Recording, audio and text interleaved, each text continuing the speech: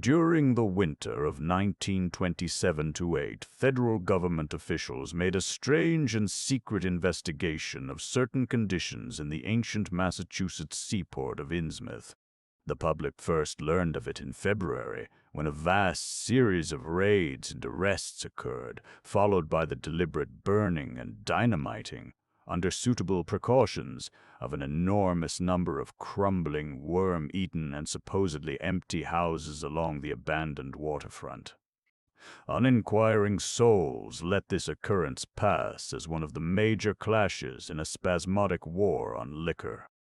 Keener news followers, however, wondered at the prodigious number of arrests, the abnormally large force of men used in making them, and the secrecy surrounding the disposal of the prisoners. No trials or even definite charges were reported, nor were any of the captives seen thereafter in the regular jails of the nation. There were vague statements about disease and concentration camps, and later about dispersal in various naval and military prisons, but nothing positive ever developed. Complaints from many liberal organizations were met with long, confidential discussions, and representatives were taken on trips to certain camps and prisons. As a result, these societies became surprisingly passive and reticent. Newspapermen were harder to manage, but seemed largely to cooperate with the government in the end. Only one paper, a tabloid always discounted because of its wild policy, mentioned the deep-diving submarine that discharged torpedoes downward in the marine abyss just beyond Devil Reef. That item, gathered by chance in a haunt of sailors, seemed indeed rather far-fetched, since the low black reef lies a full mile and a half out from Innsmouth harbor. But at last I am going to defy the ban on speech about this thing. Results, I am certain, are so thorough that no public harm save a shock of repulsion could ever accrue from a hinting of what was found by those horrified raiders at Innsmouth. For my contact with this affair has been closer than that of any other layman, and I have carried away impressions which are yet to drive me to drastic measures. It was I who fled frantically out of Innsmouth in the early morning hours of July 16, 1927, and whose frightened appeals for government inquiry and action brought on the whole reported episode. I was willing enough to stay mute while the affair was fresh and uncertain, but now that it is an old story, with public interest and curiosity gone, I have an odd craving to whisper about those few frightful hours in that ill-rumored and evilly shadowed seaport of death and blasphemous abnormality. I never heard of Innsmouth till the day before I saw it for the first and, so far, last time. I was celebrating my coming of age by a tour of New England, sightseeing, antiquarian, and genealogical, and had planned to go directly from ancient Newburyport to Arkham, whence my mother's family was derived. I had no car, but was traveling by train, trolley, and motor coach, always seeking the cheapest possible route.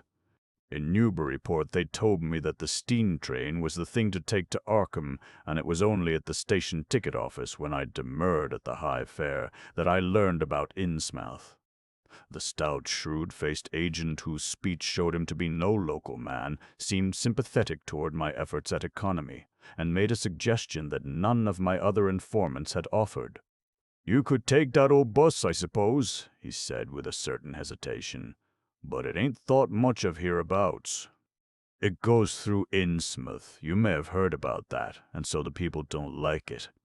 Run by an Innsmouth fellow, Joe Sargent, but never gets any custom from here, or Arkham either, I guess. Leaves the square, front of Hammond's drugstore, at 10 a.m. and 7 p.m., unless they've changed lately. Looks like a terrible rattletrap. I've never been on it.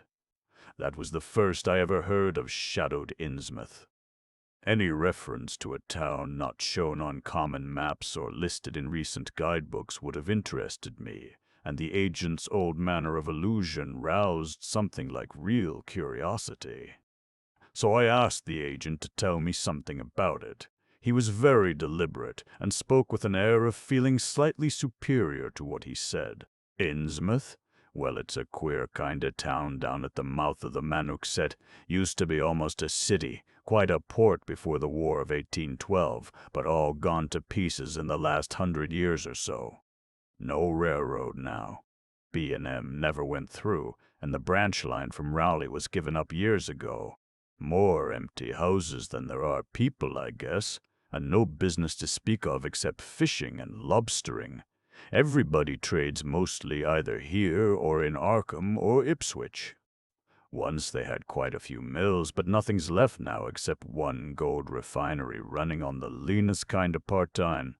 That refinery, though, used to be a big thing, and Old Man Marsh, who owns it, must be richer 'n Croesus.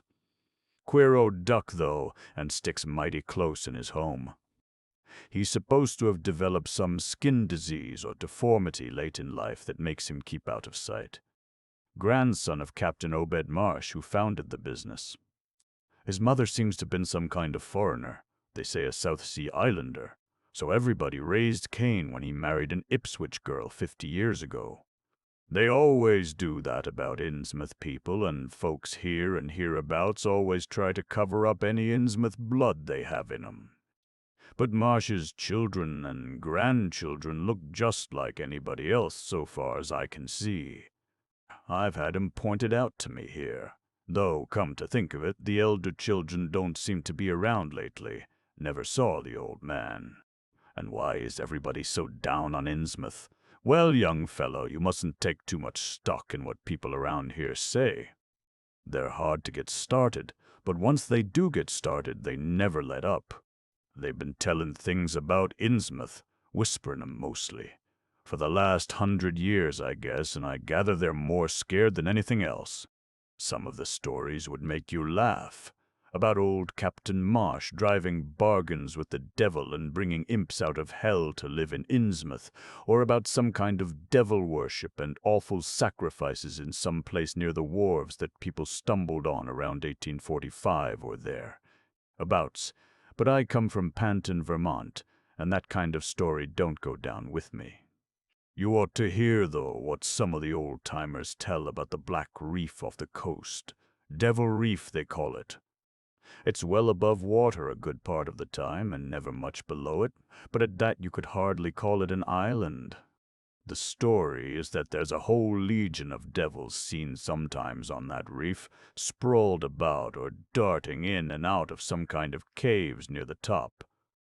It's a rugged, uneven thing, a good bit over a mile out, and toward the end of shipping days, sailors used to make big detours just to avoid it. That is, sailors that didn't hail from Innsmouth. One of the things they had against old Captain Marsh was that he was supposed to land on it sometimes at night when the tide was right.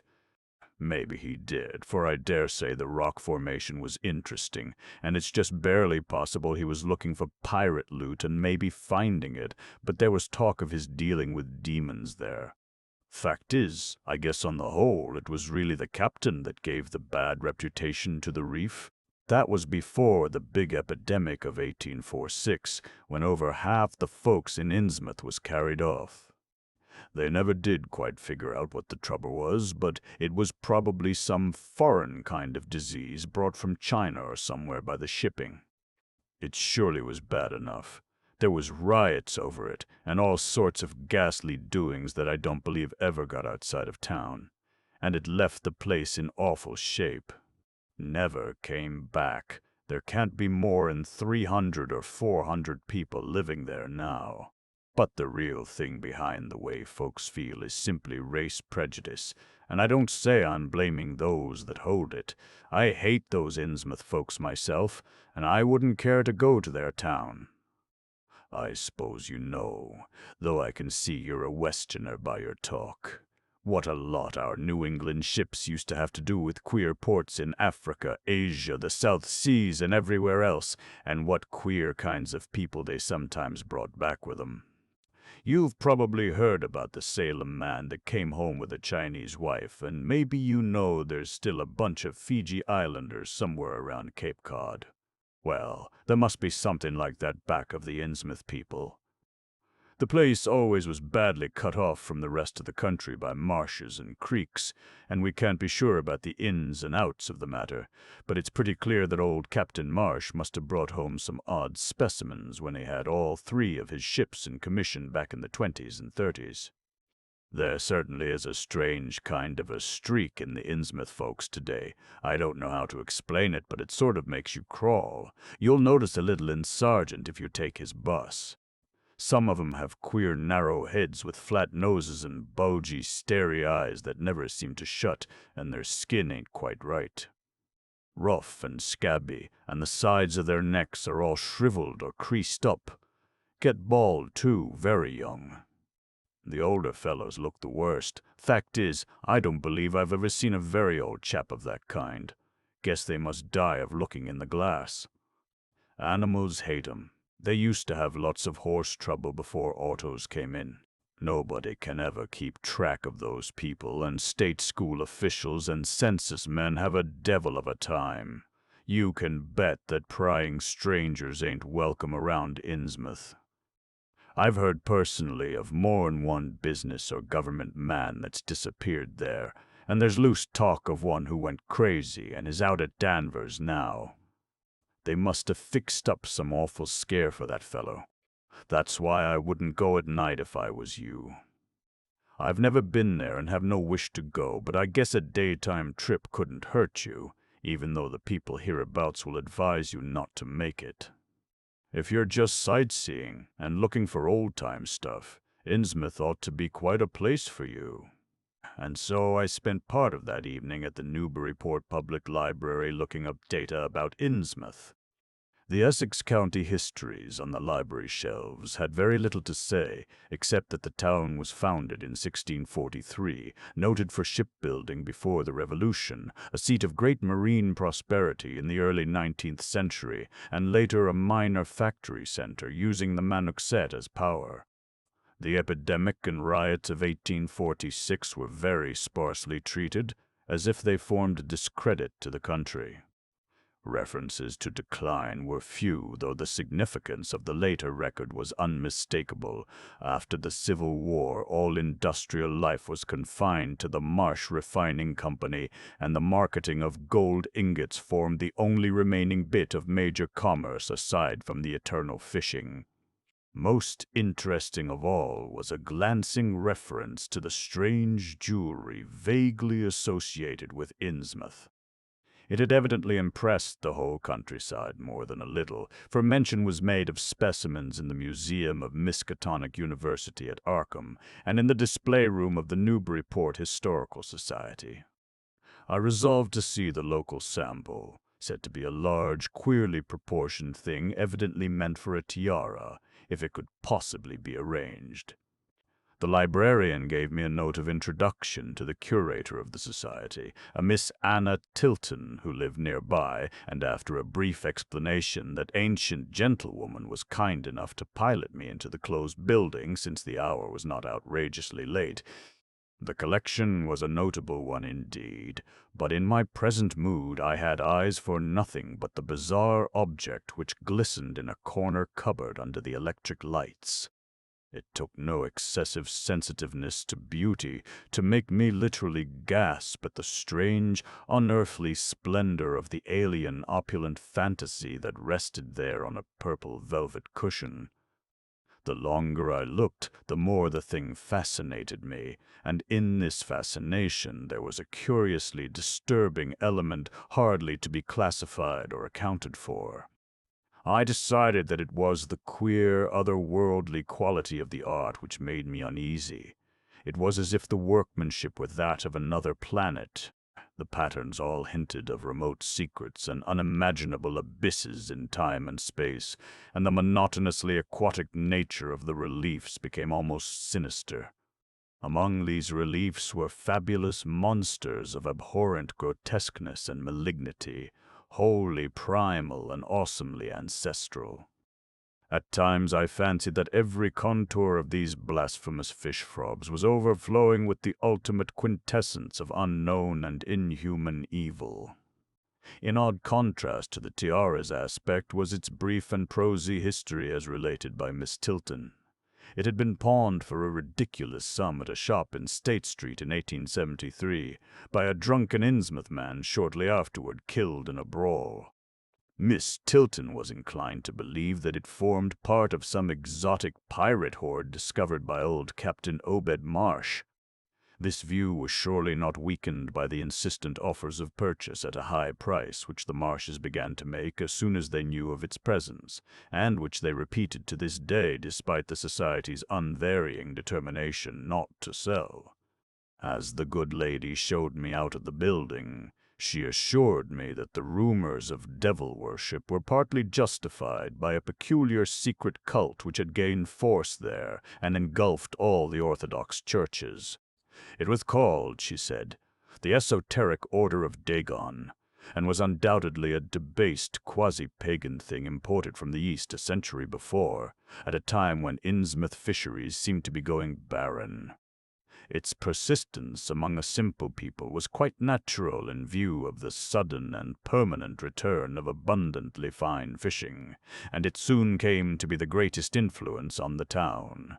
All this, to the pious Miss Tilton, formed an excellent reason for shunning the ancient town of decay and desolation, but to me it was merely a fresh incentive, and I could scarcely sleep in my small room at the Y as the night wore away. 2. Shortly before 10 the next morning, I stood with my one small valise in front of Hammond's drugstore in Old Market Square, waiting for the Innsmouth bus. In a few moments a small motor coach of extreme decrepitude and dirty gray color rattled down State Street, made a turn, and drew up at the curb beside me. I felt immediately that it was the right one, a guess which the half-illegible sign on the windshield, Arkham, Innsmouth, Newburyport, soon verified. There were only 3 passengers, dark, unkempt men of sullen visage and somewhat youthful cast, and when the vehicle stopped they clumsily shambled out and began walking up State Street in a silent, almost furtive fashion. The driver also alighted. This, I reflected, must be the Joe Sargent mentioned by the ticket agent, and even before I had noticed any details there spread over me a wave of spontaneous aversion which could be neither checked nor explained. He was a thin, stoop-shouldered man, not much under 6 feet tall, dressed in shabby blue civilian clothes and wearing a frayed gray golf cap. His age was perhaps 35, but the odd, deep creases in the sides of his neck made him seem older when one did not study his dull, expressionless face. He had a narrow head, bulging, watery blue eyes that seemed never to wink, a flat nose, a receding forehead and chin, and singularly undeveloped ears. As he walked toward the bus, I observed his peculiarly shambling gait and saw that his feet were inordinately immense. The more I studied them, the more I wondered how he could buy any shoes to fit them. A certain greasiness about the fellow increased my dislike. He was evidently given to working or lounging around the fish docks, and carried with him much of their characteristic smell. Just what foreign blood was in him I could not even guess. I was sorry when I saw that there would be no other passengers on the bus. Somehow I did not like the idea of riding alone with this driver. But as the leaving time obviously approached, I conquered my qualms and followed the man aboard, extending him a $1 bill and murmuring the single word, Innsmouth.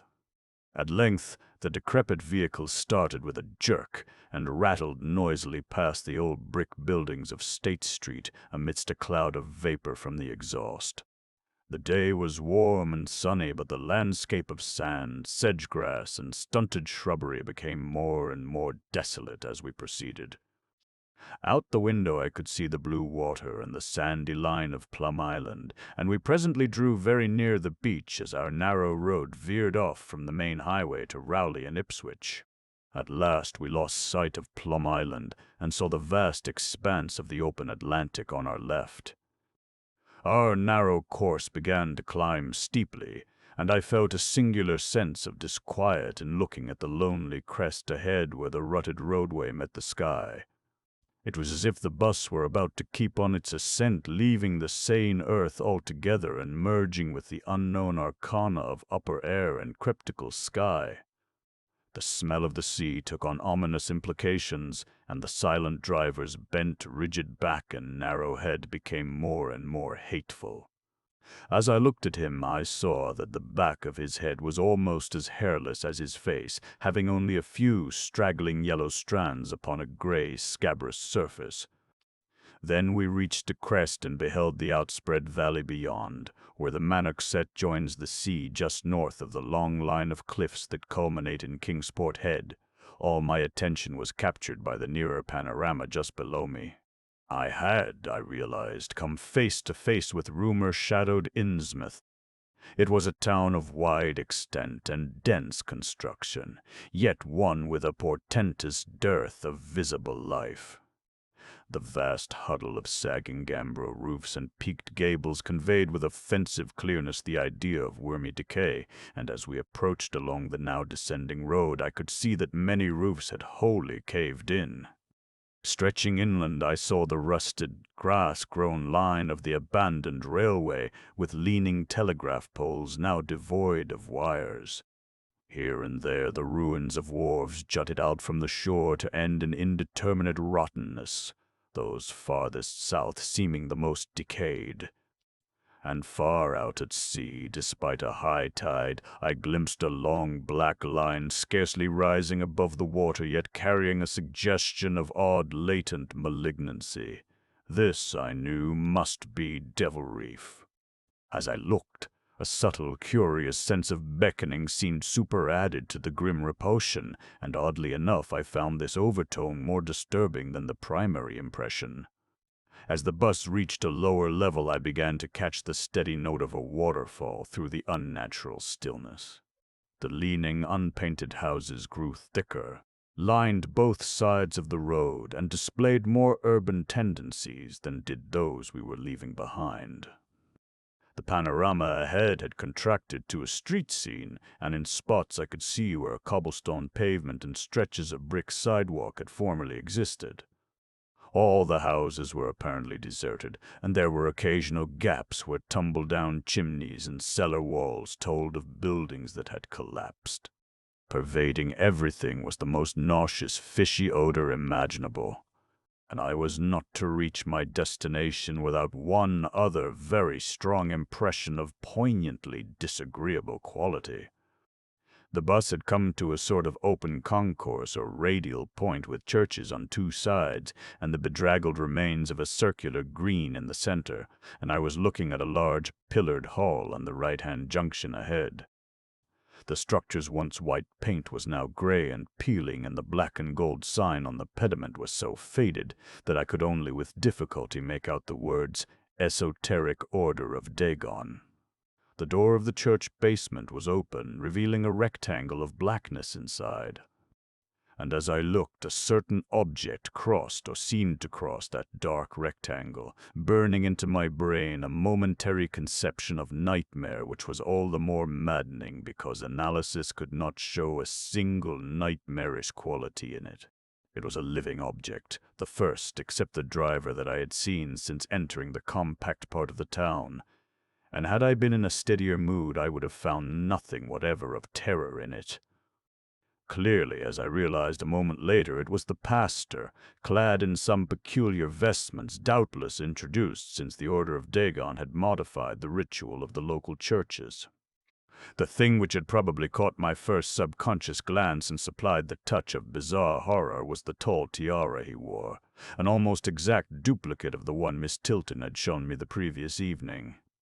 This, acting on my imagination, had supplied namelessly sinister qualities to the indeterminate face and robed, shambling form beneath it.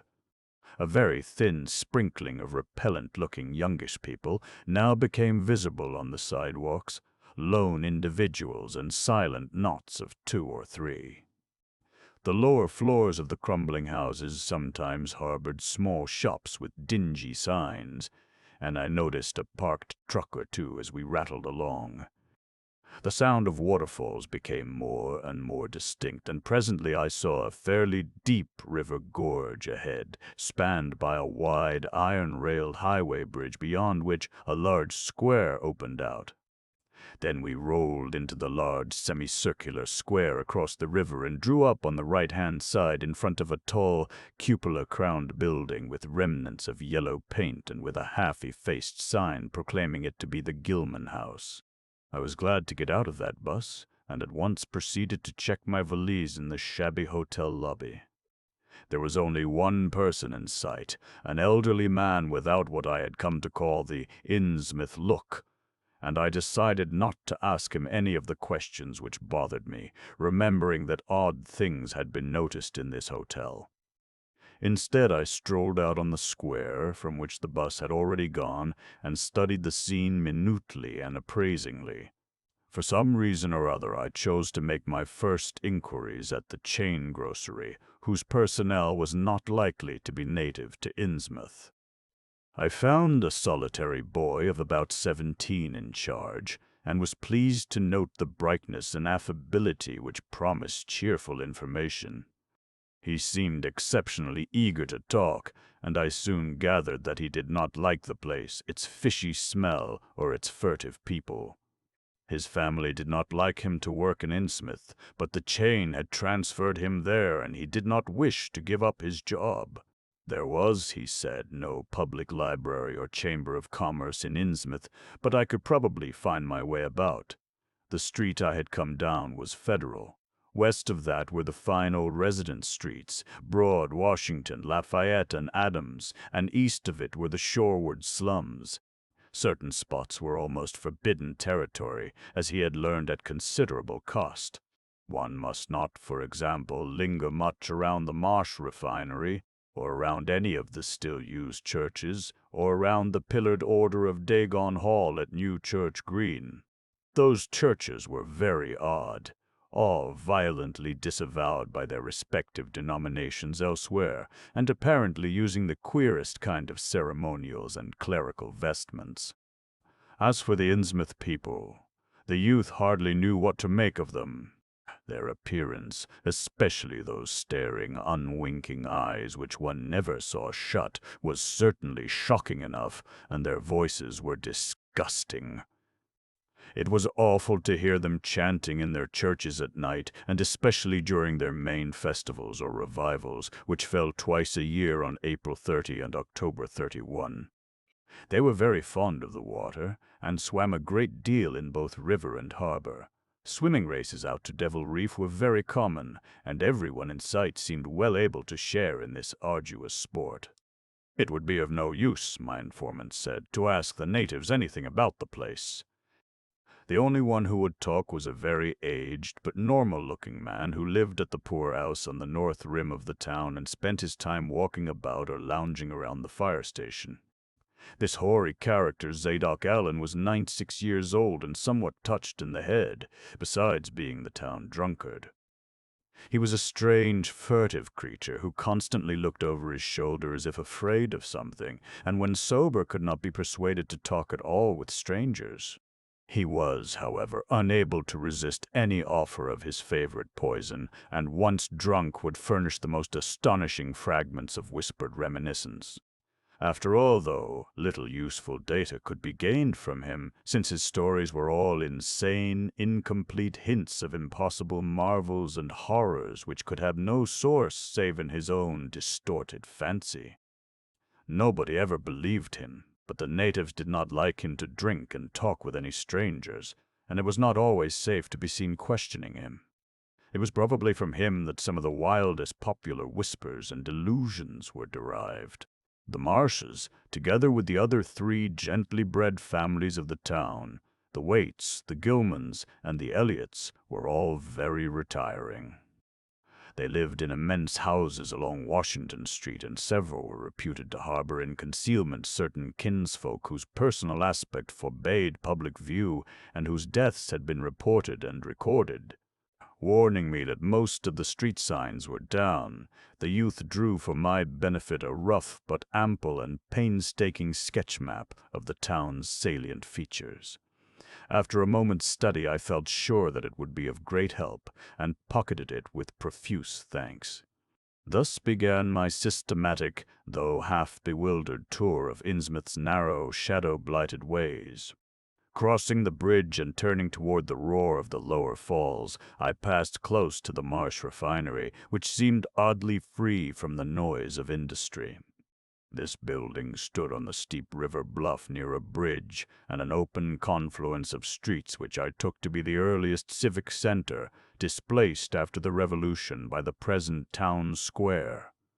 Recrossing the gorge on the Main Street Bridge, I struck a region of utter desertion which somehow made me shudder.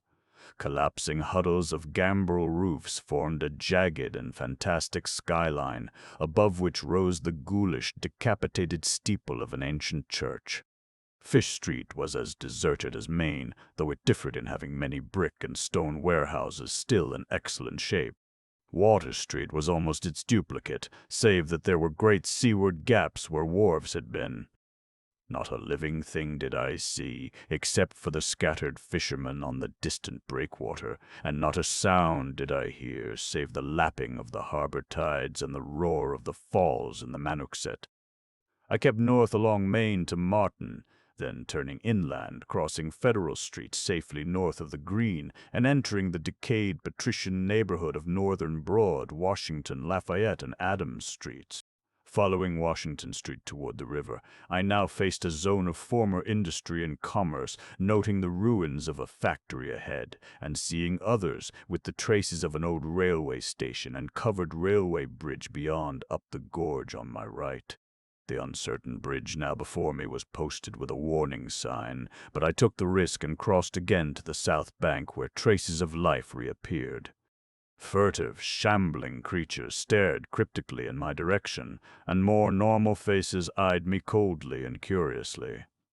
Innsmouth was rapidly becoming intolerable, and I turned down Payne Street toward the square in the hope of getting some vehicle to take me to Arkham before the still distant starting time of that sinister bus.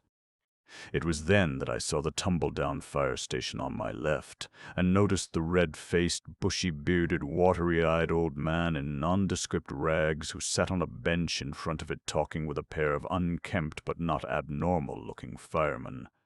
This, of course, must be Zadok Allen, the half-crazed, licorice nonagenarian whose tales of old Innsmouth and its shadow were so hideous and incredible. 3. I had been assured that the old man could do nothing but hint at wild, disjointed, and incredible legends, and I had been warned that the natives made it unsafe to be seen talking with him. Yet the thought of this aged witness to the town's decay, with memories going back to the early days of ships and factories, was a lure that no amount of reason could make me resist. Curiosity flared up beyond sense and caution, and in my youthful egotism I fancied I might be able to sift a nucleus of real history from the confused, extravagant outpouring I would probably extract with the aid of whiskey. A quart bottle of such was easily, though not cheaply, obtained in the rear of a dingy variety store just off the square in Elliott Street.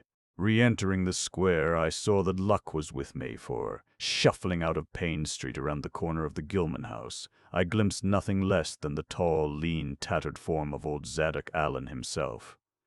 In accordance with my plan, I attracted his attention by brandishing my newly purchased bottle, and soon realized that he had begun to shuffle wistfully after me as I turned into Waite Street on my way to the most deserted region I could think of. Before I reached Main Street, I could hear a faint and wheezy, "Hey, mister!" behind me, and I presently allowed the old man to catch up and take copious pulls from the quart bottle. I began putting out feelers as we walked along to Water Street, and turned southward amidst the omnipresent desolation and crazily tilted ruins, but found that the aged tongue did not loosen as quickly as I had expected. At length I saw a grass-grown opening toward the sea between crumbling brick walls, with the weedy length of an earth and masonry wharf projecting beyond. Piles of moss-covered stones near the water promised tolerable seats, and the scene was sheltered from all possible view by a ruined warehouse on the north. About 4 hours remained for conversation if I were to catch the 8 o'clock coach for Arkham, and I began to dole out more liquor to the ancient tippler, meanwhile eating my own frugal lunch.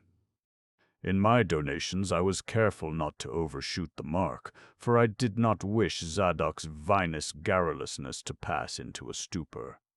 After an hour his furtive taciturnity showed signs of disappearing, and something or other had caused his wandering gaze to light on the low, distant line of Devil Reef, then showing plainly and almost fascinatingly above the waves. He bent toward me, took hold of my coat lapel, and hissed out some hints that could not be mistaken. "Thar's war it all begun, that cursed place of all wickedness, war the deep water starts. Gato hell. Sheer drop down to a bottom, no sound in line kin tech. Old Cap Nobed done it, him that found out more'n was good for him in the South Sea Islands.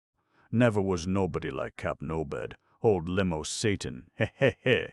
I can mind him a-tellin' about furrin parts and callin' all the folks stupid for goin' to Christian meetin' and bearin' their burdens meek and lowly. Says they'd orter git better gods like some of the folks in the Injies.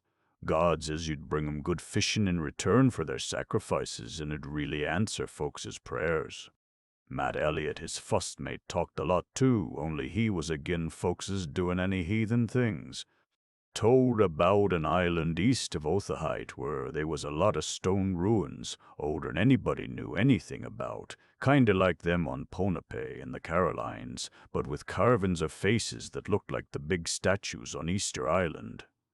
There was a little volcanic island near Thar, too, where there was other ruins with different carvin's, ruins all wore away like they'd been under the sea unct, and with pictures of awful monsters all over 'em. Well, sir, Matt, he says the natives around there had all the fish they could catch, and sported bracelets and armlets and headrigs made out of a queer kind of gold and covered with pictures of monsters, just like the ones carved over the ruins on the little island. Sorter fish-like frogs or frog-like fishes that was drawed in all kinds of positions like they was human beings. Nobody could get out of them where they got all the stuff, and all the other natives wondered how they managed to find fish in plenty even when the very next islands had lean pickings. Matt, he got to wonderin' too, and so did Cap'n Obed. Obed, he notices, besides, that lots of the handsome young folks drop about a sight for good from year to year, and that they won't many old folk around. Also, he thinks some of the folks looks derned queer even for Kanakees. It took Obed to get the truth out of them heathens. I don't know how he done it, but he begun by trading for the gold-like things they wore. Asked 'em where they come from, and ef they could get more, and finally wormed the story out of the old chief. Wallachea, they called him. Nobody but Obed 'ud ever believed the old yeller devil, but the Cap'n Cud read folks like they was books. Nobody never believes me now when I tell 'em, and I don't suppose you will, young feller. Though come to look at ye hev kinda got them sharp redden eyes like Obed had. The old man's whisper grew fainter, and I found myself shuddering at the terrible and sincere portentousness of his intonation, even though I knew his tale could be nothing but drunken fantasy. Wall, sir, Obed he larnt that they's things on this arth as most folks never heard about, and wouldn't believe if they did hear. It seems these Kanakees was sacrificing heaps of their young men and maidens to some kind of god, things that lived under the sea and getting all kinds of favors in return. They met the things on the little islet with the queer ruins, and it seems them awful pictures of frog, fish monsters was supposed to be pictures of these things. Mebbe they was the kind of critters as got all the mermaid stories and sex started. They had all kinds of cities on the sea bottom, and this island was heaved up from thar. Seems they was some of the things alive in the stone buildings when the island come up sudden to the surface. That's how the Kanakees got wind they was down there, made sign talk as soon as they got over being skeert, and pieced up a bargain afore long. Them things liked human sacrifices. Had 'em ages afore, but lost track of the upper world arter a time. What they done to the victims it ain't for me to say, and I guess Obed wasn't none too sharp about asking. But it was all right with the heathens, because they'd been having a hard time and was desperate about everything. They give a sartin number young folks to the sea things twict every year. May Eve and Halloween, Redbler as could be, also give some of the carved knickknacks they made. What the things agreed to give in return was a plenty of fish. They druv 'em in from all over the sea, and a few gold-like things now and then. When it come to mattin' with them toad-looking fishes, the Kanakees kinda balked. But finally they larned something as put a new face on the matter. Seems that human folks has got a kind of relation to such water beasts, that everything alive come out of the water on't and only needs a little change to go back again.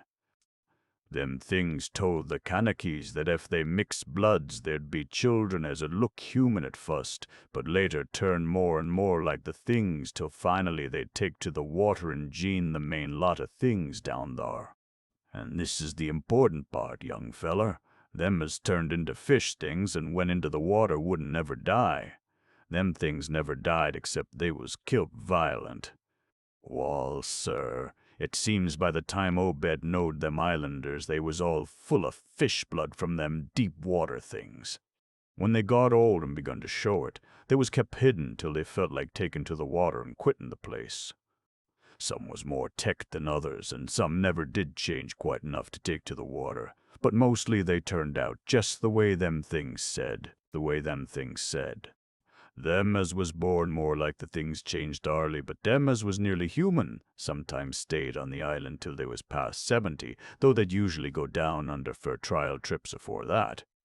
Folks as had took to the water generally come back a good deal to visit, so's a man 'd often be a-talkin' to his own 5 times, great-grandfather, who'd left the dry land a couple of 100 years or so afore.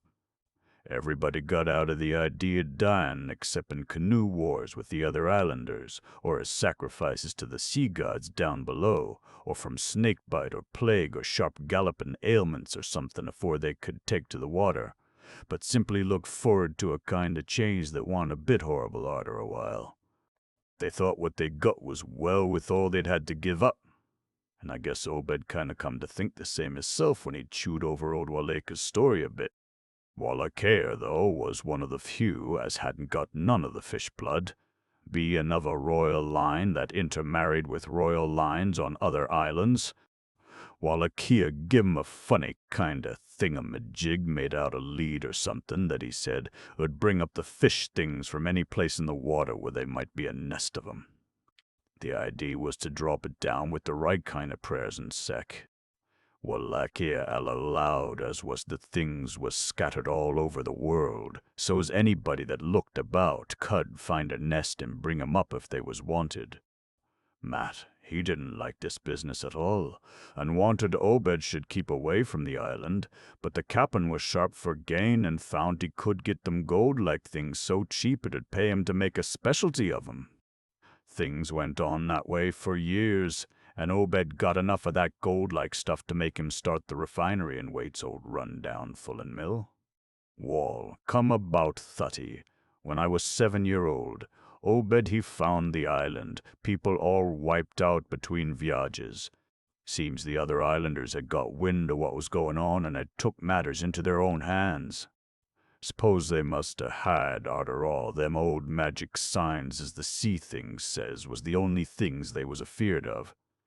No tellin' what any of them Kanakees will chance to get a holt of when the sea bottom throws up some island with ruins older'n the deluge. Pious cusses, these was. They didn't leave nothin' standin' on either the main island or the little volcanic islet except what parts of the ruins was too big to knock down. That naturally hit Obed pretty hard, seein' as his normal trade was doin' very poor. It hit the whole of Innsmouth, too, because in seafarin' days what profited the master of a ship gen'ally profited the crew proportionate. Most of the folks around the town took the hard times kind of sheep-like and resigned, but they was in bad shape because the fishin' was pettin' out and the mills wa'n't doin' none too well. Then's the time Obed he begun a cursin' at the folks for bein' dull sheep and prayin' to a Christian heaven as didn't help 'em none. He told 'em he'd knowed of folks as prayed to gods that give something ye really need, and says if a good bunch o' men 'ud stand by him, he could mebbe get a holt o' sartin powers as 'ud bring plenty o' fish and quite a bit o' gold. Here the old man faltered, mumbled, and lapsed into a moody and apprehensive silence, glancing nervously over his shoulder and then turning back to stare fascinatedly at the distant black reef. When I spoke to him, he did not answer, so I knew I would have to let him finish the bottle. He licked its nose and slipped it into his pocket, then beginning to nod and whisper softly to himself. I bent close to catch any articulate words he might utter, and thought I saw a sardonic smile behind the stained, bushy whiskers. Yes, he was really forming words, and I could grasp a fair proportion of them. Poor Matt. Matty Ellis was agin it. Tried to line up the folks on his side and had long talks with the preachers, no use. They run the congregational parson out of town and the Methodist feller quit. Never did see Resolve Babcock, the Baptist parson, agin, wrath o' Jehovah. I was a mighty little critter, but I heard what I heard and seen what I seen. Dagon and Ashtoreth, Belial and Beelzebub, Gagon and Ashtoreth, Belial and Beelzebub, Ganon and the Philistines, Babylonish abominations, many Tekel a parson. He stopped again, and from the look in his watery blue eyes I feared he was close to a stupor after all. But when I gently shook his shoulder, he turned on me with astonishing alertness and snapped out some more obscure phrases. Don't believe me, hey? Heh. Then just tell me, young feller, why Cap'n Obed and 20-odd other folks used to row out to Devil Reef in the dead o' night and chant things so loud you could hear 'em all over town when the wind was right. Tell me that, hey? And tell me why Obed was allus droppin' heavy things down into the deep water t'other side of the reef where the bottom shoots down like a cliff lower'n you kin sound. Tell me what he done with that funny-shaped lead thingamajig as Wallachia give him. Hey, boy. The watery blue eyes were almost savage and maniacal now, and the dirty white beard bristled electrically. Old Zadok probably saw me shrink back, for he began to cackle evilly. Heh. Beginning to see, hey? How about the night I took my pa's ship's glass up to a cupola and seed, the reef a-bristlin' thick with shapes that dove off quick soon's the moon rise. Obed and the folks was in a dory, but them shapes dove off the far side into the deep water and never come up. How'd ye like to be a little shaver alone up in a cupola hour watchin' shapes as want human shapes? Hey. The old man was getting hysterical, and I began to shiver with a nameless alarm. He laid a gnawed claw on my shoulder, and it seemed to me that its shaking was not altogether that of mirth. S'pose one night ye seed somethin' heavy heaved off in Obed's dory beyond the reef, and then larned next day a young feller was missin' from home? Hey? Did anybody ever see hide or hair o' Hiram Gilman agin, did they? And Nick Pierce and Llewellyn Waite and Adoniram Southwick and Henry Garrison? Hey? Heh.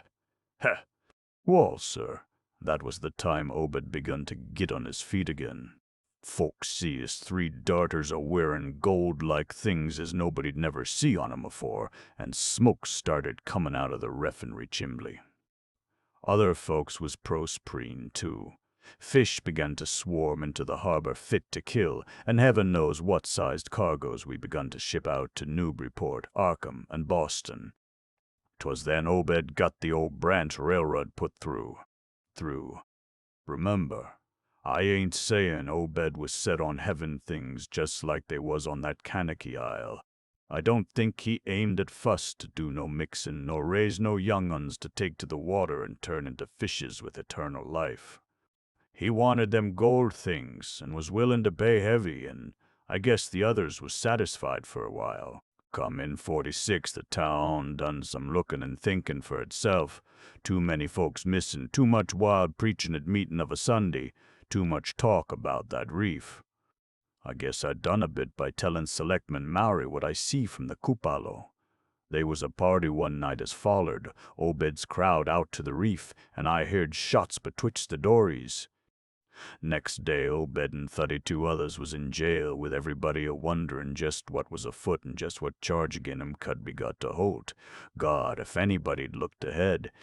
A couple o' weeks later, when nothin' had been throwed into the sea for that long, Zadok was showing signs of fright and exhaustion, and I let him keep silence for a while, though glancing apprehensively at my watch.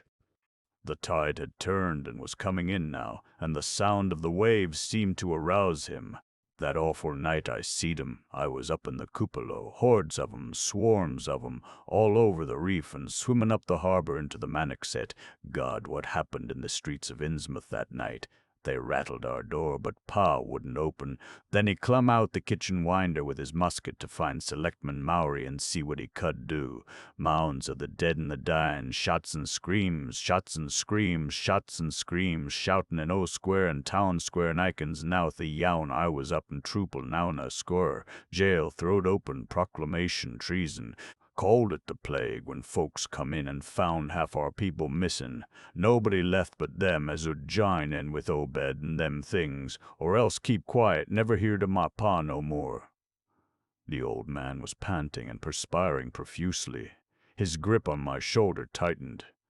Everything cleaned up in the morning, but they was traces. Obed he kinder takes charge and says things is going to be changed. Others 'll worship with us at meeting time, and sartin houses Hayes got to entertain guests. They wanted to mix like they done with the Canakees, and he for one didn't feel bound to stop 'em. Far gone was Obed, just like a crazy man on the subject. He says they brung us fish and treasure and shuddive what they hankered arter.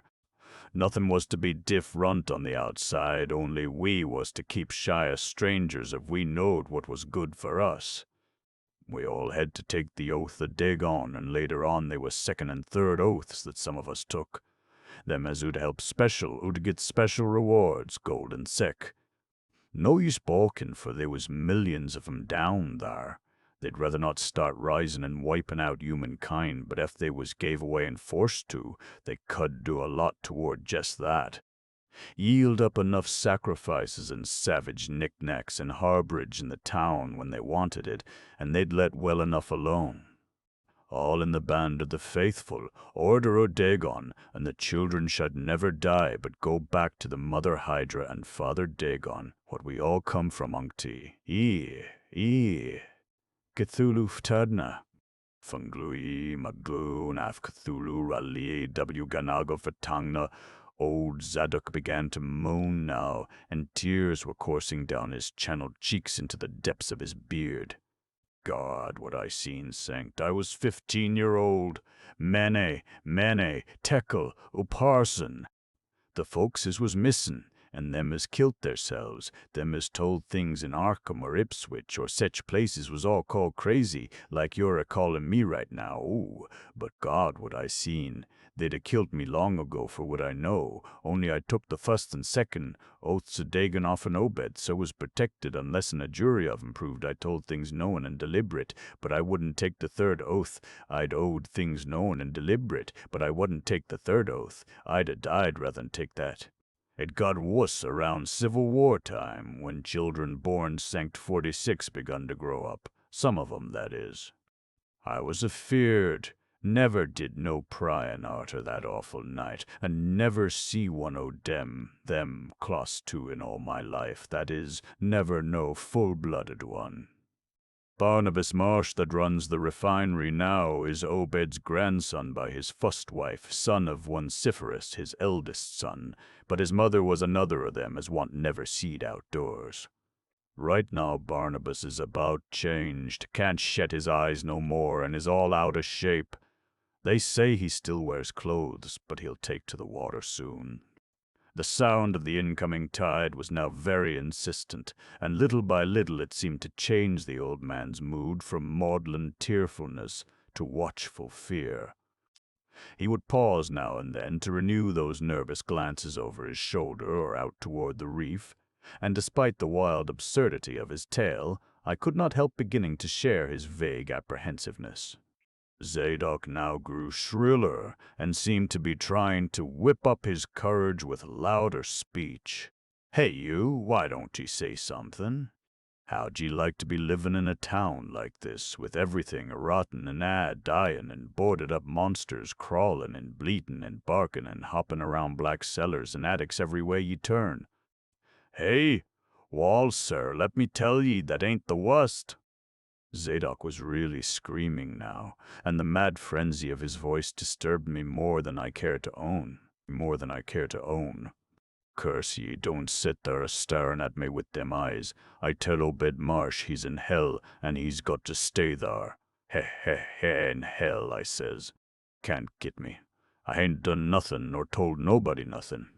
Oh, you, young feller. Wall, even ef I hain't told nobody nothin' yet, I'm a-goin' to now. You just set still and listen to me, boy. This is what I ain't never told nobody. I says I didn't get to do no pryin' arter that night, but I found things out just the same. You want to know what the real horror is, hey? Wall, it's this. It ain't what them fish devilsies done, but what they're a-goin' to do. They're a-bringin' things up out o' whar they come from into the town, been doin' it for years and slackenin' up lately. Them houses north of the river betwixt Water and Main Streets is full of 'em. Them devils and what they brung for. And when they git ready, I say, when they git ready, ever hear tell of a Shoggoth? Hey, d'ye hear me? I tell ye I know what them things be. I seen 'em one night when E-H-H-H-H-H-H-H-H. The hideous suddenness and inhuman frightfulness of the old man's shriek almost made me faint. His eyes, looking past me toward the malodorous sea, were positively starting from his head, while his face was a mask of fear worthy of Greek tragedy. His bony claw dug monstrously into my shoulder, and he made no motion as I turned my head to look at whatever he had glimpsed. There was nothing that I could see. Only the incoming tide, with perhaps one set of ripples more local than the long-flung line of breakers. But now Zadok was shaking me, and I turned back to watch the melting of that fear-frozen face into a chaos of twitching eyelids and mumbling gums. Presently his voice came back, albeit as a trembling whisper. "Get out o' here! Get out o' here! They seen us! Get out for your life! Don't wait for nothin', they know now. Run for it, quick, out o' this town." Another heavy wave dashed against the loosening masonry of the bygone wharf, and changed the mad ancient's whisper to another inhuman and blood-curdling scream. Before I could recover my scattered wits, he had relaxed his clutch on my shoulder and dashed wildly inland toward the street, reeling northward around the ruined warehouse wall. I glanced back at the sea, but there was nothing there, and when I reached Water Street and looked along it toward the north, there was no remaining trace of Zadok Allen. I can hardly describe the mood in which I was left by this harrowing episode, an episode at once mad and pitiful, grotesque and terrifying. The grocery boy had prepared me for it, yet the reality left me none the less bewildered and disturbed. Puerile though the story was, old Zadok's insane earnestness and horror had communicated to me a mounting unrest, which joined with my earlier sense of loathing for the town and its blight of intangible shadow. The hour had grown perilously late. My watch said 7:05 down, and the Arkham bus left town square at 8, so I tried to give my thoughts as neutral and practical a cast as possible, meanwhile walking rapidly through the deserted streets of gaping roofs and leaning houses toward the hotel where I had checked my valise and would find my bus. Studying the grocery youth's map and seeking a route I had not traversed before, I chose Marsh Street instead of State for my approach to town square. Near the corner of Fall Street I began to see scattered groups of furtive whisperers, and when I finally reached the square I saw that almost all the loiterers were congregated around the door of the Gilman house. It seemed as if many bulging, watery, unwinking eyes looked oddly at me as I claimed my valise in the lobby, and I hoped that none of these unpleasant creatures would be my fellow passengers on the coach. The bus, rather early, rattled in with 3 passengers somewhat before 8, and an evil-looking fellow on the sidewalk muttered a few indistinguishable words to the driver. I was, it appeared, in very bad luck. There had been something wrong with the engine, despite the excellent time made for Newburyport, and the bus could not complete the journey to Arkham. No, it could not possibly be repaired that night, nor was there any other way of getting transportation out of Innsmouth, either to Arkham or elsewhere. Sergeant was sorry, but I would have to stop over at the Gilman. Probably the clerk would make the price easy for me, but there was nothing else to do. Almost dazed by this sudden obstacle, and violently dreading the fall of night in this decaying and half-unlighted town, I left the bus and re-entered the hotel lobby, where the sullen, queer-looking night clerk told me I could have room 428 on next the top floor, large but without running water, for $1. Despite what I had heard of this hotel in Newburyport, I signed the register, paid my $1, let the clerk take my valise, and followed that sour, solitary attendant up 3 creaking flights of stairs past dusty corridors which seemed wholly devoid of life. My room, a dismal rear one with 2 windows and bare, cheap furnishings, overlooked a dingy courtyard otherwise hemmed in by low, deserted brick blocks, and commanded a view of decrepit westward, stretching roofs with a marshy countryside beyond. At the end of the corridor was a bathroom, a discouraging reliquary with ancient marble bowl, tin tub, faint electric light, and musty wooden paneling around all the plumbing fixtures. As twilight deepened, I turned on the one feeble electric bulb over the cheap iron-framed bed and tried as best I could to read. I felt it advisable to keep my mind wholesomely occupied, for it would not do to brood over the abnormalities of this ancient, blight-shadowed town while I was still within its borders. The insane yarn I had heard from the aged drunkard did not promise very pleasant dreams, and I felt I must keep the image of his wild, watery eyes as far as possible from my imagination. Another thing that disturbed me was the absence of a bolt on the door of my room. One had been there, as marks clearly showed, but there were signs of recent removal. No doubt it had become out of order, like so many other things in this decrepit edifice. In my nervousness, I looked around and discovered a bolt on the clothes press which seemed to be of the same size, judging from the marks, as the one formerly on the door. To gain a partial relief from the general tension, I busied myself by transferring this hardware to the vacant place with the aid of a handy 3-in-1 device including a screwdriver which I kept on my keyring. The bolt fitted perfectly, and I was somewhat relieved when I knew that I could shoot it firmly upon retiring.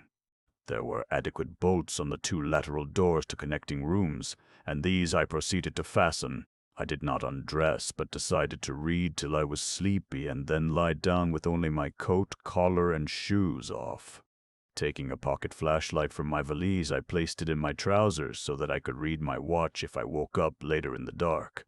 Drowsiness, however, did not come, and when I stopped to analyze my thoughts, I found to my disquiet that I was really unconsciously listening for something which I dreaded but could not name. At length, feeling a fatigue which had nothing of drowsiness in it, I bolted the newly outfitted hall door, turned off the light, and threw myself down on the hard, uneven bed, coat, collar, shoes, and all. In the darkness, every faint noise of the night seemed magnified, and a flood of doubly unpleasant thoughts swept over me. I was sorry I had put out the light, yet was too tired to rise and turn it on again. Then, after a long, dreary interval, and prefaced by a fresh creaking of stairs and corridor, there came that soft, damnably unmistakable sound which seemed like a malign fulfillment of all my apprehensions.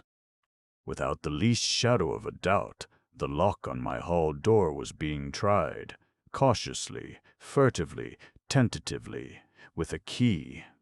The change in the menace from vague premonition to immediate reality was a profound shock and fell upon me with the force of a genuine blow. It never once occurred to me that the fumbling might be a mere mistake. Malign purpose was all I could think of, and I kept deathly quiet, awaiting the would-be intruder's next move. After a time, the cautious rattling ceased, and I heard the room to the north entered with a passkey. Then the lock of the connecting door to my room was softly tried. The bolt held, of course, and I heard the floor creak as the prowler left the room. After a moment there came another soft rattling, and I knew that the room to the south of me was being entered. Again a furtive trying of a bolted connecting door, and again a receding creaking. This time the creaking went along the hall and down the stairs, so I knew that the prowler had realized the bolted condition of my doors and was giving up his attempt for a time. The one thing to do was to get out of that hotel alive as quickly as I could, and through some channel other than the front stairs and lobby. Rising softly and throwing my flashlight on the switch, I sought to light the bulb over my bed in order to choose and pocket some belongings for a swift, valueless flight. Nothing, however, happened, and I saw that the power had been cut off. So, filling my pockets with the flashlight's aid, I put on my hat and tiptoed to the windows to consider chances of descent. Despite the state's safety regulations, there was no fire escape on this side of the hotel, and I saw that my windows commanded only a sheer 3-story drop to the cobbled courtyard. On the right and left, however, some ancient brick business blocks abutted on the hotel, their slant roofs coming up to a reasonable jumping distance from my 4th-story level. To reach either of these lines of buildings, I would have to be in a room 2 doors from my own, in one case on the north and in the other case on the south, and my mind instantly set to work calculating what chances I had of making the transfer. Little by little, in order to make a minimum of sound. Then, gathering from the grocery boy's map that the best route out of town was southward, I glanced first at the connecting door on the south side of the room. It was designed to open in my direction, hence I saw. After drawing the bolt and finding other fastenings in place, it was not a favorable one for forcing. Accordingly, abandoning it as a route, I cautiously moved the bedstead against it to hamper any attack which might be made on it later from the next room. The door on the north was hung to open away from me, and this, though a test proved it to be locked or bolted from the other side, I knew must be my route. If I could gain the roofs of the buildings in Payne Street and descend successfully to the ground level, I might perhaps dart through the courtyard and the adjacent or opposite buildings to Washington or Bates, or else emerge in Payne and edge around southward into Washington. In any case, I would aim to strike Washington somehow and get quickly out of the town square region. My preference would be to avoid Payne, since the fire station there might be open all night. I was irresolutely speculating on when I had better attack the northward door, and on how I could least audibly manage it, when I noticed that the vague noises underfoot had given place to a fresh and heavier creaking of the stairs. A wavering flicker of light showed through my transom, and the boards of the corridor began to groan with a ponderous load. Muffled sounds of possible vocal origin approached, and at length a firm knock came at my outer door. For a moment I simply held my breath and waited. Eternities seemed to elapse, and the nauseous, fishy odor of my environment seemed to mount suddenly and spectacularly. Then the knocking was repeated, continuously and with growing insistence. I knew that the time for action had come, and forthwith drew the bolt of the northward connecting door, bracing myself for the task of battering it open. The knocking waxed louder, and I hoped that its volume would cover the sound of my efforts. At last, beginning my attempt, I lunged again and again at the thin paneling with my left shoulder, heedless of shock or pain. Finally the connecting door gave, but with such a crash that I knew those outside must have heard. Instantly, the outside knocking became a violent battering, while keys sounded ominously in the hall doors of the rooms on both sides of me. Rushing through the newly opened connection, I succeeded in bolting the northerly hall door before the lock could be turned, but even as I did so, I heard the hall door of the below being tried with a pass key. For an instant I felt absolute despair, since my trapping in a chamber with no window egress seemed complete. Then, with a dazed automatism, I made for the next connecting door and performed the blind motion of pushing at it in an effort to get through. Sheer fortunate chance gave me my reprieve, for the connecting door before me was not only unlocked but actually ajar. In a second I was through and had my right knee and shoulder against a hall door which was visibly opening inward. My pressure took the opener off guard, for the thing shut as I pushed so that I could slip the well-conditioned bolt as I had done with the other door. As I gained this respite, I heard the battering at the two other doors abate, while a confused clatter came from the connecting door I had shielded with the bedstead. Evidently the bulk of my assailants had entered the southerly room and were massing in a lateral attack. But at the same moment a passkey sounded in the next door to the north, and I knew that a nearer peril was at hand. The northward connecting door was wide open, but there was no time to think about checking the already turning lock in the hall. All I could do was to shut and bolt the open connecting door, as well as its mate on the opposite side, pushing a bedstead against the one and a bureau against the other, and moving a washstand in front of the hall door. I must, I saw, trust to such makeshift barriers to shield me till I could get out the window and on the roof of the Payne Street block. But even in this acute moment my chief horror was something apart from the immediate weakness of my defenses. I was shuddering because not one of my pursuers, despite some hideous pantings, gruntings, and subdued barkings at odd intervals, was uttering an intelligible vocal sound. As I moved the furniture and rushed toward the windows, I heard a frightful scurrying along the corridor toward the room north of me, and perceived that the southward battering had ceased. Plainly, most of my opponents were about to concentrate against the feeble connecting door which they knew must open directly on me. Outside, the moon played on the ridgepole of the block below, and I saw that the jump would be desperately hazardous because of the steep surface on which I must land. The clatter at the northerly connecting door was now terrific, and I saw that the weak paneling was beginning to splinter. Obviously, the besiegers had brought some ponderous object into play as a battering ram. The bedstead, however, still held firm, so that I had at least a faint chance of making good my escape.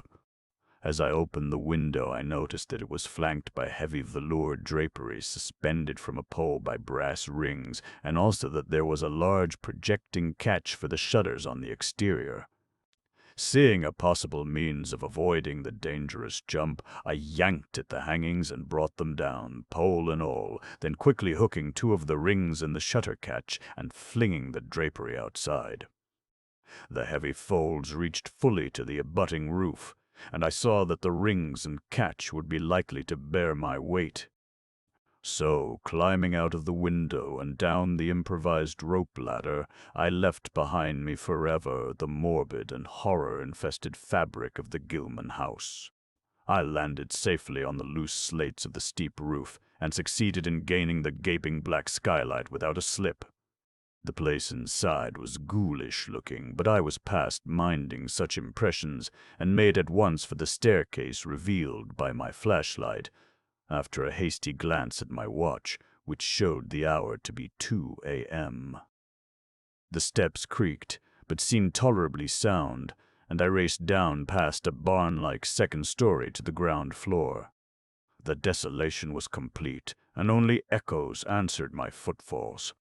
The hallway inside was black, and when I reached the opposite end, I saw that the street door was wedged immovably shut. Resolved to try another building, I groped my way toward the courtyard, but stopped short when close to the doorway. For out of an open door in the Gilman house a large crowd of doubtful shapes was pouring, lanterns bobbing in the darkness, and horrible croaking voices exchanging low cries in what was certainly not English. Their features were indistinguishable, but their crouching, shambling gait was abominably repellent. And worst of all, I perceived that one figure was strangely robed and unmistakably surmounted by a tall tiara of a design altogether too familiar. Again groping toward the street, I opened a door off the hall and came upon an empty room with closely shuttered but sashless windows. Fumbling in the rays of my flashlight, I found I could open the shutters, and in another moment had climbed outside and was carefully closing the aperture in its original manner. I walked rapidly, softly, and close to the ruined houses. At Bates Street, I drew into a yawning vestibule while two shambling figures crossed in front of me, but was soon on my way again and approaching the open space where Elliott Street obliquely crosses Washington at the intersection of South. Though I had never seen this space, it had looked dangerous to me on the grocery youth's map, since the moonlight would have free play there. There was no use trying to evade it, for any alternative course would involve detours of possibly disastrous visibility and delaying effect. The only thing to do was to cross it boldly and openly, imitating the typical shamble of the Innsmouth folk as best I could, and trusting that no one, or at least no pursuer of mine, would be there. Just how fully the pursuit was organized, and indeed just what its purpose might be, I could form no idea. There seemed to be unusual activity in the town, but I judged that the news of my escape from the Gilman had not yet spread. The open space was, as I had expected, strongly moonlit, but my progress was unimpeded, and no fresh sound arose to hint that I had been spied. Glancing about me, I involuntarily let my pace slacken for a second to take in the sight of the sea, gorgeous in the burning moonlight at the street's end. Far out beyond the breakwater was the dim, dark line of Devil Reef. Then, without warning, I saw the intermittent flashes of light on the distant reef. My muscles tightened for panic flight, held in only by a certain unconscious caution and half-hypnotic fascination.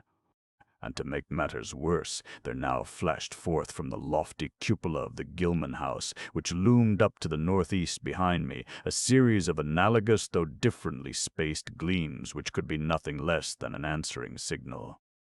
I now bent to the left around the ruinous green, still gazing toward the ocean as it blazed in the spectral summer moonlight, and watching the cryptical flashing of those nameless, unexplainable beacons.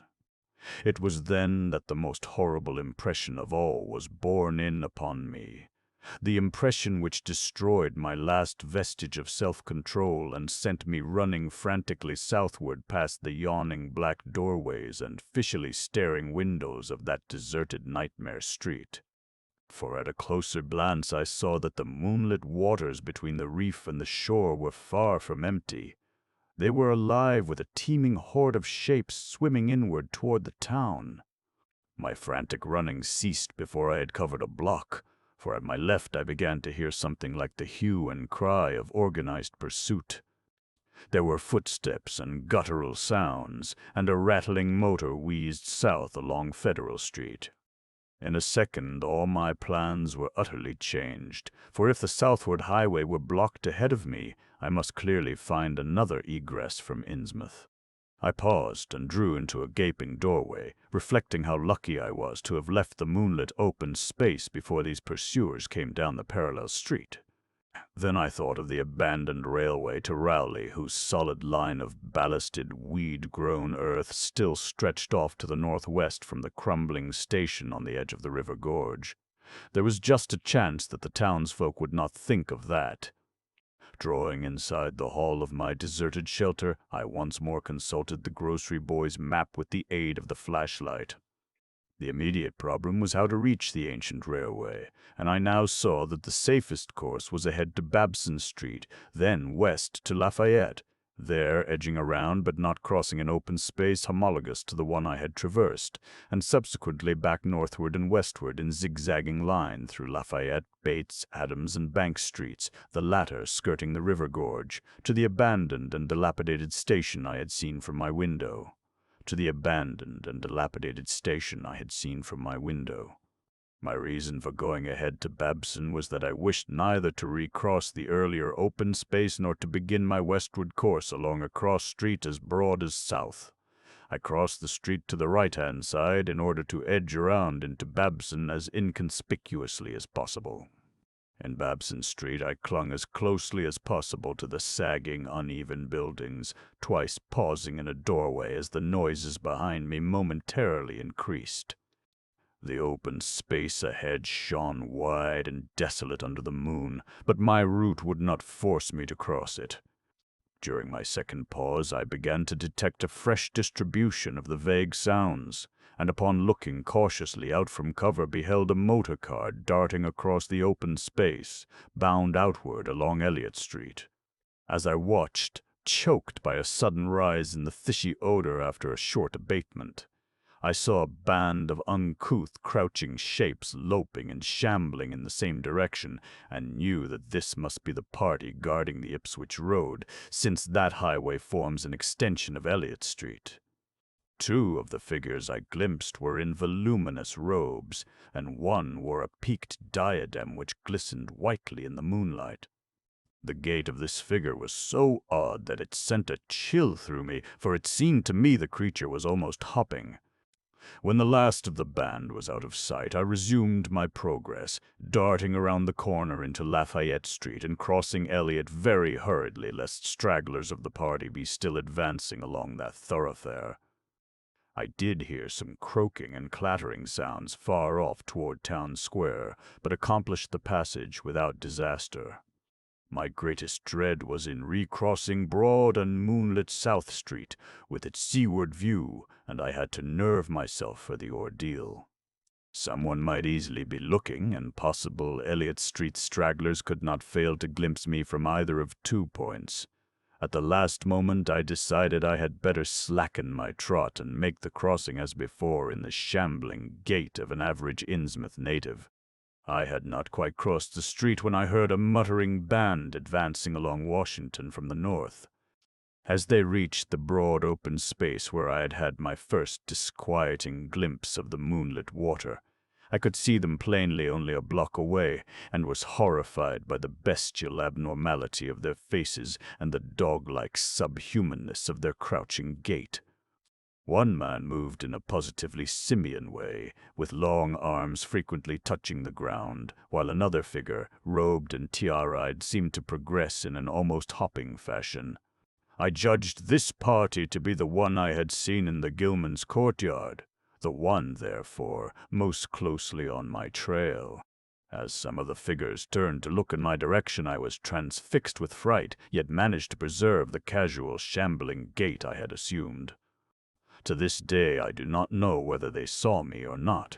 If they did, my stratagem must have deceived them, for they passed on across the moonlit space without varying their course, meanwhile croaking and jabbering in some hateful guttural patois I could not identify. Once more in shadow, I resumed my former dog-trot past the leaning and decrepit houses that stared blankly into the night. Having crossed to the western sidewalk, I rounded the nearest corner into Bates Street, where I kept close to the buildings on the southern side. At last I saw the ancient arcaded station, or what was left of it, and made directly for the tracks that started from its farther end. The rails were rusty but mainly intact, and not more than half the ties had rotted away.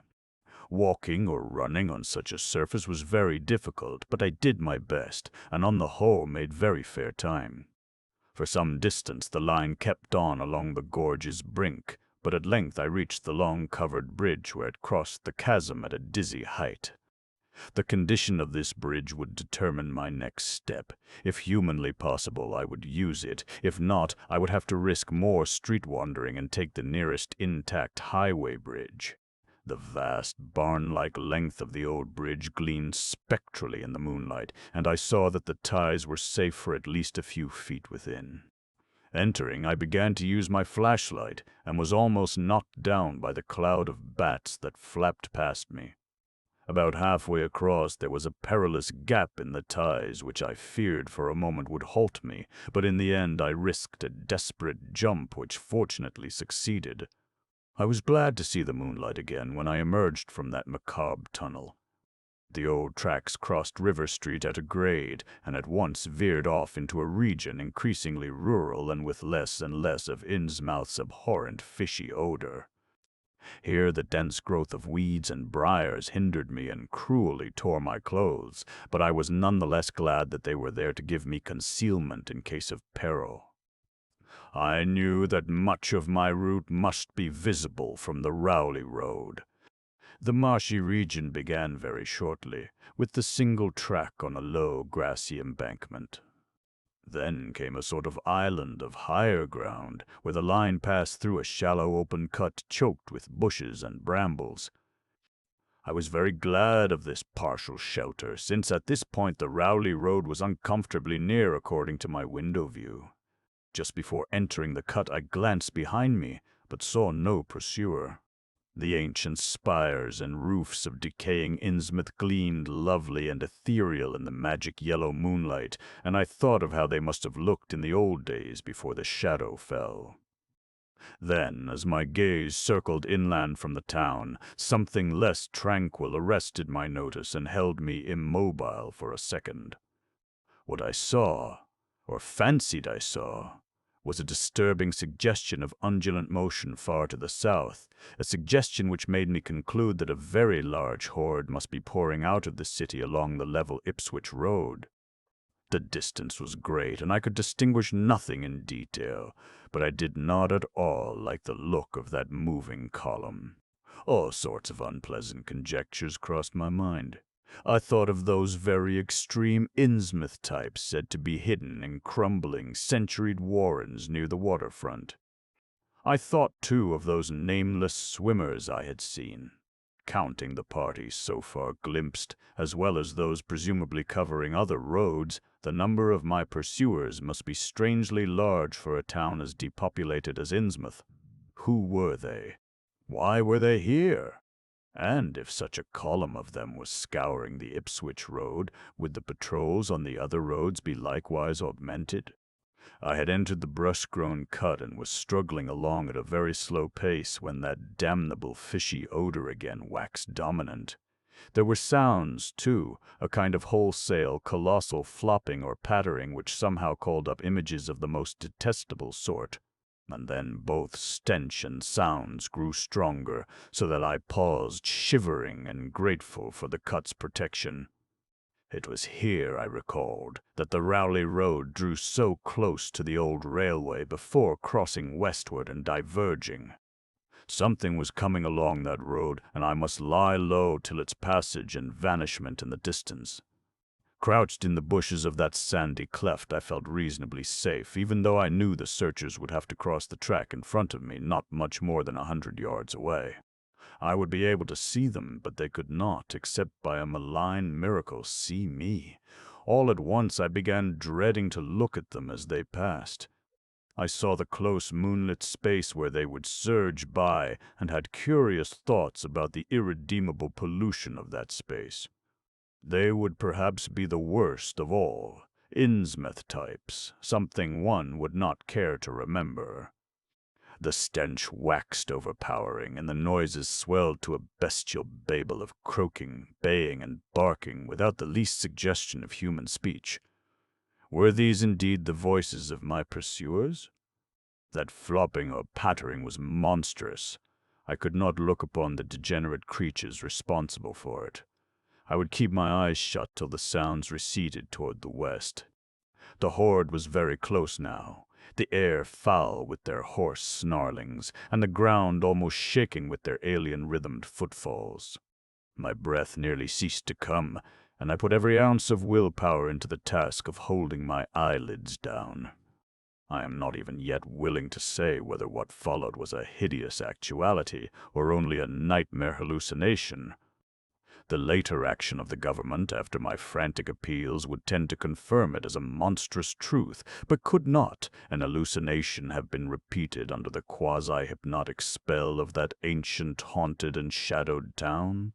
But I must try to tell what I thought I saw that night under the mocking yellow moon, saw surging and hopping down the Rowley Road in plain sight in front of me as I crouched among the wild brambles of that desolate railway cut. Of course, my resolution to keep my eyes shut had failed. It was foredoomed to failure. For who could crouch blindly while a legion of croaking, baying entities of unknown source flopped noisomely past, scarcely more than 100 yards away? For I knew that a long section of them must be plainly in sight where the sides of the cut flattened out and the road crossed the track, and I could no longer keep myself from sampling whatever horror that leering yellow moon might have to show. It was the end, for whatever remains to me of life on the surface of this earth, of every vestige of mental peace and confidence in the integrity of nature and of the human mind. Can it be possible that this planet has actually spawned such things, that human eyes have truly seen as objective flesh what man has hitherto known only in febrile fantasy and tenuous legend? And yet I saw them in a limitless stream, flopping, hopping, croaking, bleating, surging inhumanly through the spectral moonlight in a grotesque, malignant saraband of fantastic nightmare.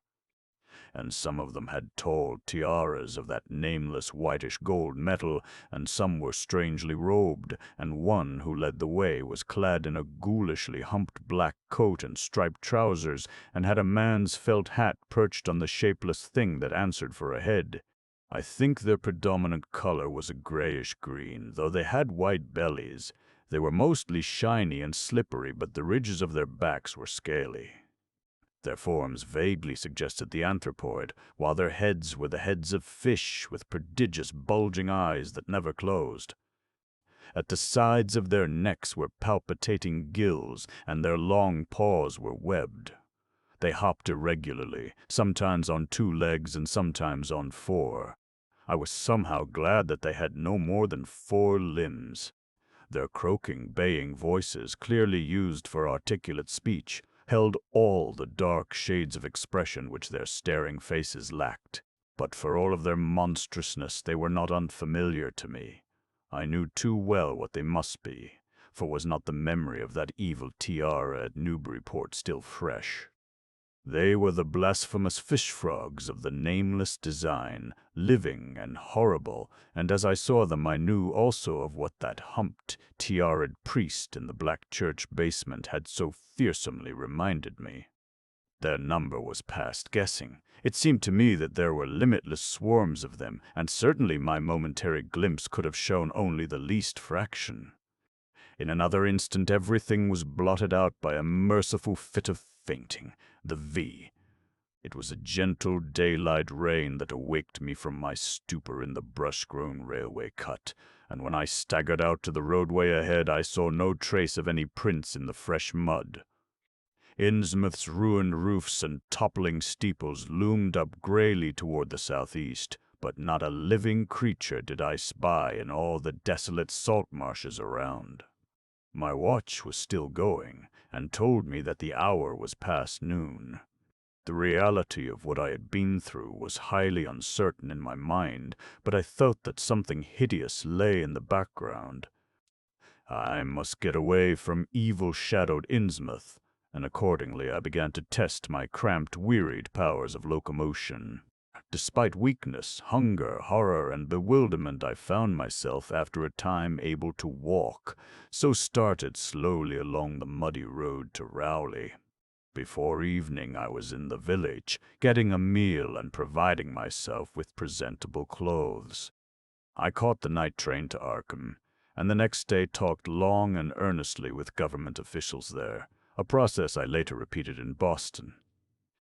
With the main result of these colloquies the public is now familiar, and I wish for normality's sake there were nothing more to tell. Perhaps it is madness that is overtaking me. Yet perhaps a greater horror or a greater marvel is reaching out. I dared not look for that piece of strange jewelry said to be in the Miskatonic University Museum.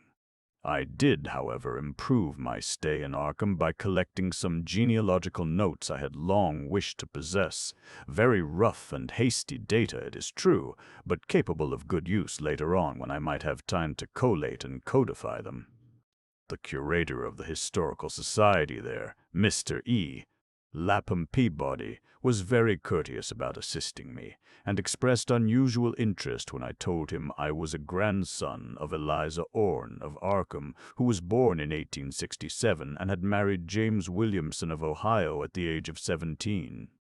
It seemed that a maternal uncle of mine had been there many years before on a quest much like my own, and that my grandmother's family was a topic of some local curiosity. There had, Mr. Peabody said, been considerable discussion about the marriage of her father, Benjamin Orne, just after the Civil War, since the ancestry of the bride was peculiarly puzzling. That bride was understood to have been an orphaned Marsh of New Hampshire, a cousin of the Essex County Marshes, but her education had been in France, and she knew very little of her family. A guardian had deposited funds in a Boston bank to maintain her and her French governess, but that guardian's name was unfamiliar to Arkham people, and in time he dropped out of sight so that the governess assumed his role by court appointment. The Frenchwoman, now long dead, was very taciturn, and there were those who said she could have told more than she did. But the most baffling thing was the inability of anyone to place the recorded parents of the young woman, Enoch and Lydia Meserve Marsh, among the known families of New Hampshire.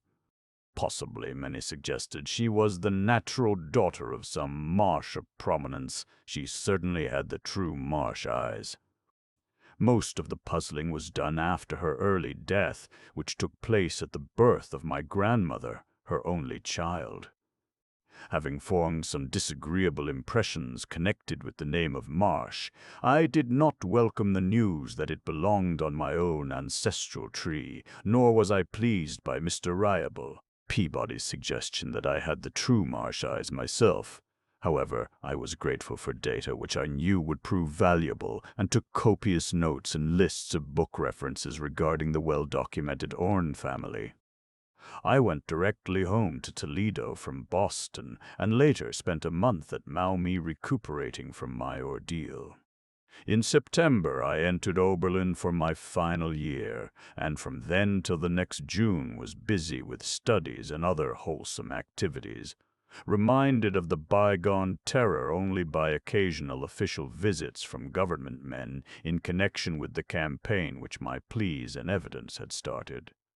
Around the middle of July, just a year after the Innsmouth experience, I spent a week with my late mother's family in Cleveland, checking some of my new genealogical data with the various notes, traditions, and bits of heirloom material in existence there, and seeing what kind of a connected chart I could construct.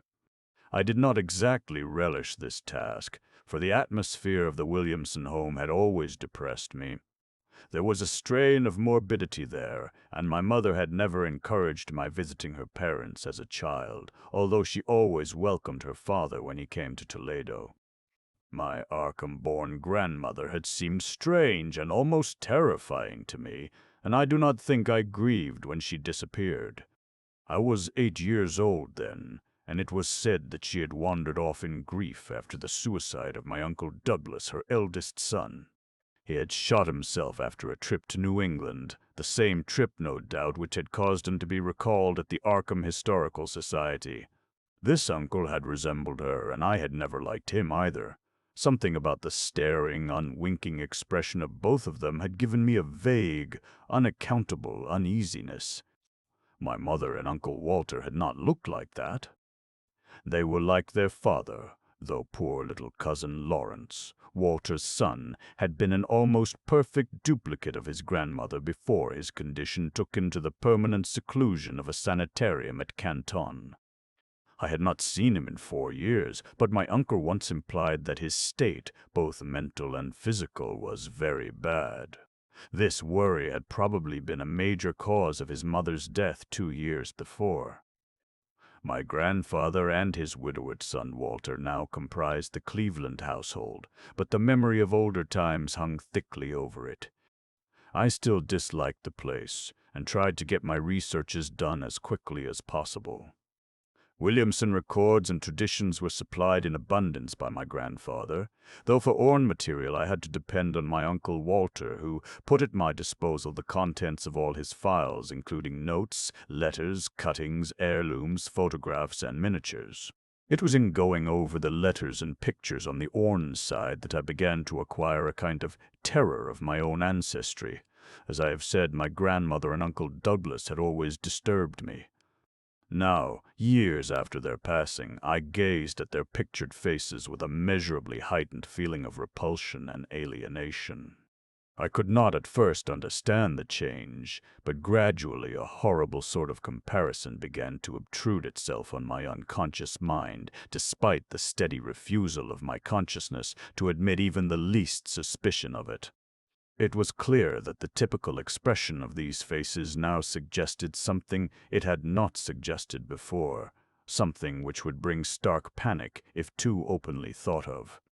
But the worst shock came when my uncle showed me the Orne jewelry in a downtown safe deposit vault.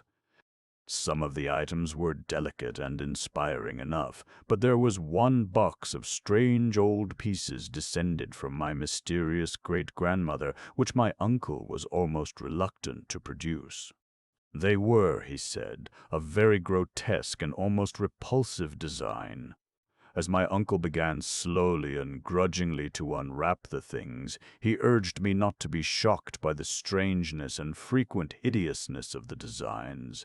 There were 2 armlets, a tiara, and a kind of pectoral, the latter having in high relief certain figures of almost unbearable extravagance.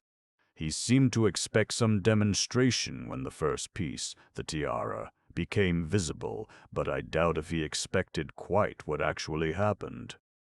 I did not expect it either, for I thought I was thoroughly forewarned regarding what the jewelry would turn out to be. What I did was to faint silently away, just as I had done in that briar-choked railway cut a year before. From that day on, my life has been a nightmare of brooding and apprehension, nor do I know how much is hideous truth and how much madness. My great-grandmother had been a marsh of unknown source whose husband lived in Arkham, and did not old Zadok say that the daughter of Obed Marsh by a monstrous mother was married to an Arkham man through a trick? What was it the ancient toper had muttered about the likeness of my eyes to Captain Obed's? In Arkham, too, the curator had told me I had the true Marsh eyes. Was Obed Marsh my own great-great-grandfather?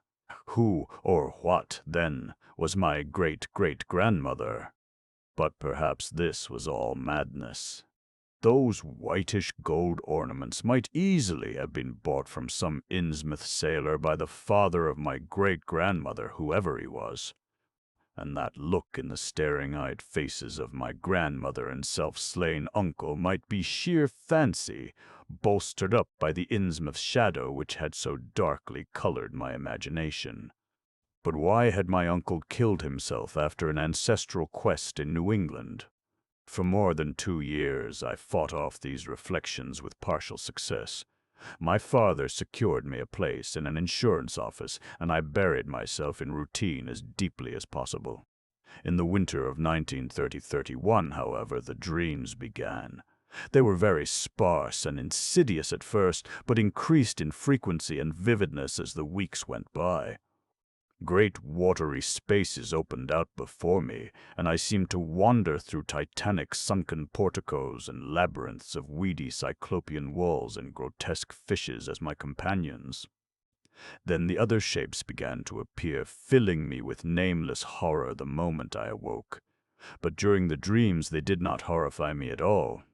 I was one with them, wearing their unhuman trappings, treading their aqueous ways, and praying monstrously at their evil sea-bottom temples.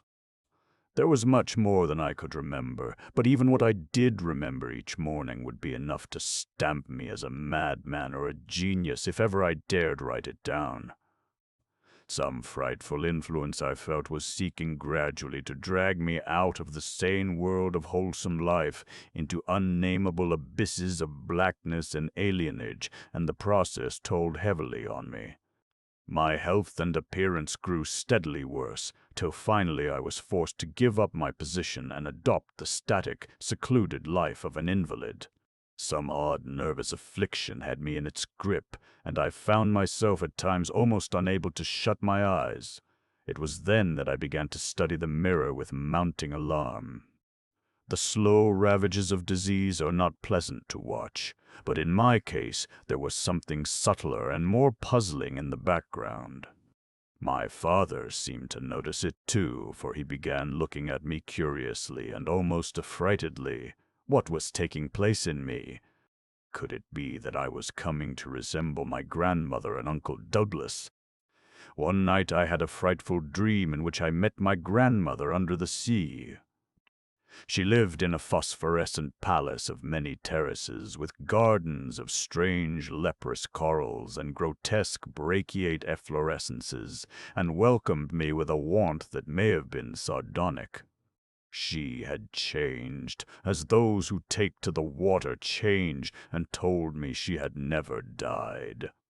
Instead, she had gone to a spot her dead son had learned about, and had leaped to a realm whose wonders, destined for him as well, he had spurned with a smoking pistol.